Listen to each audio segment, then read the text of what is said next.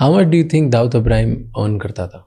जी, कितना पैसे कमाता था दाऊद इब्राहिम? दाऊद इब्राहिम जब मुंबई में था तो कमाई उसकी 1000-2000 करोड़ रुपए साल की होगी, और जब यहाँ से चले गए उसके बाद में तो उनकी कमाई बढ़ करके जो है वो मिलियंस ऑफ डॉलर्स में हो गई, क्योंकि उनका जो ग्रुप है वो डायरेक्टली फिर ड्रग्स की स्मगलिंग में जुड़ गया, गोल्ड की स्मगलिंग में बड़े पैमाने पे आ गए, ब्लड डायमंड की स्मगलिंग में आ गए, स्मॉल आर्म्स स्मगलिंग में आ गए, और उसके अलावा उन्होंने लेजिटिमेट बिजनेस जो है पूरे वर्ल्ड वाइड खड़े कर लिए। लेजिटिमेट बिजनेस कौन सी इनकम स्ट्रीम है उसकी?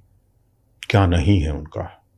जैसे? उनके पास एयरलाइंस हैं, उनके पास में रेडियो स्टेशन है, उनके पास में टीवी स्टेशन है, उनके पास में चेन ऑफ शॉप्स है, ग्रॉसरी शॉप्स, उनके पास में व्हीट फील्ड्स हैं, उनके पास में कंटेनर यार्ड हैं, उनके पास कंटेनर लाइनर है, उनके पास क्या बोलते हैं ये जो होते हैं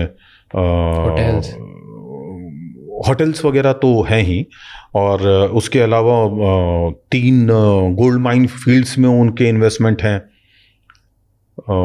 नॉर्थ अमेरिका में, तो नॉर्थ अफ्रीका में सॉरी, और ऐसे बहुत सारी जगह हैं जहाँ पे उनके लेजिटिमेट कौन सी एयरलाइंस है उनकी, क्या है?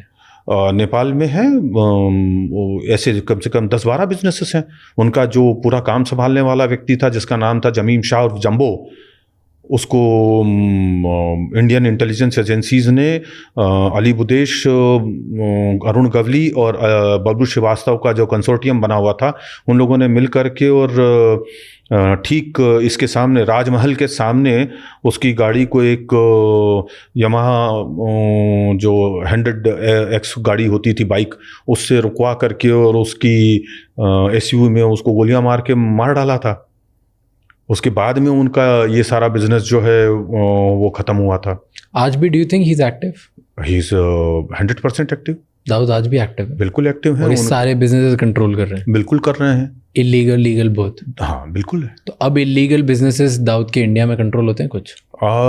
छोटा शकील है और उसका अनीस है, ये लोग मिल करके करते हैं जो भी काम करते हैं। क्या करते होंगे आज इंडिया में इन लोग? यही सब काम, गोल्ड की तस्करी है, दवाओं की तस्करी है, सिगरेट की तस्करी है, फिर आपके ब्लड डायमंड की स्मगलिंग है, स्मॉल आर्म्स की स्मगलिंग है। आज भी इंडिया में स्मगल हो रहा है? बिल्कुल हो रहा है, और तो बड़े पैमाने पे हो रहा है।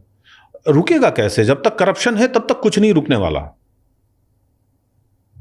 और एक बात ये बताता हूं आपको, एक बात हमेशा याद रखिए, और ये बात मैंने कई फोरम्स पे कही है, कि यदि पुलिस चाहे तो एक मंदिर के बाहर से एक चप्पल चोरी नहीं हो सकती।